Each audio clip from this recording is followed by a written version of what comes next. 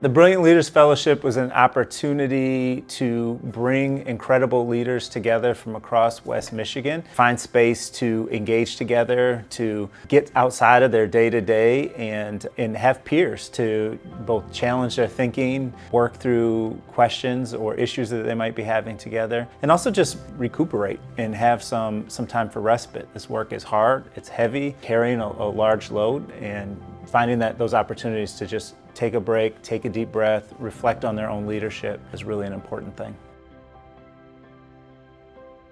What we've heard, and especially over the last couple of years, going through the pandemic and afterwards, nonprofit organizations and their leaders are burnt out and they need some space to connect, because sometimes leadership can be really solitary and isolating when you can't really share everything with folks that are inside your organization. So having a space that they can do that and connect with other leaders and talk about what's challenging, how they've addressed different issues within their organization can just kind of breathe life and energy for a leader. And so I think that's something that we've seen our fellows really appreciate, is just the opportunity to breathe, whether it's rest from the day-to-day or just to connect with leaders that are in maybe adjacent areas of work. I think that's been something that has happened over the last 9 months. How this helps us as foundation staff is to narrow the gap between philanthropy and community-based organizations. This gives us a chance to listen to leaders of orgs, leaders in the community, and really hearing what is most pressing for them, what are their successes, and what they desire, not just from philanthropy, but just in terms of resources that can benefit and advance their work, and really our shared priorities. And so I think the thing that has been the biggest surprise for me is how much this group has allowed me to identify who I really am, who I want to be, and step into that. Like, I thought I was pretty secure in who I was, but I found out I was not at all. I was actually quite insecure. And this group has given me the space to find that security and to encourage me to step into my full self. And that was completely unexpected, because I thought I was good. And I found out that I could actually be much better simply by being myself. And so I think the group invitation to be myself has been wonderful.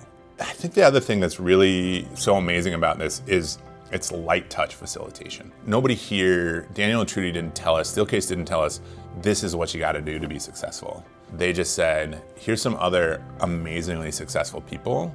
Why don't you all spend some time thinking and talking about these issues? And so much of my career has been so focused in one direction, and to see this whole other world of people who don't think about things like I do at all. That's there, but when do you get to engage with it, right? And when do you get to meet people who have such a different perspective than you and are actively trying to change the world in ways that at first maybe felt really threatening to me, but then you're like, oh wait, if you're successful, I'll probably be even more successful. And I think that's what that light facilitation has allowed us to create what we need to out of the experience versus being a prescribed outcome of you all will do X, Y, Z.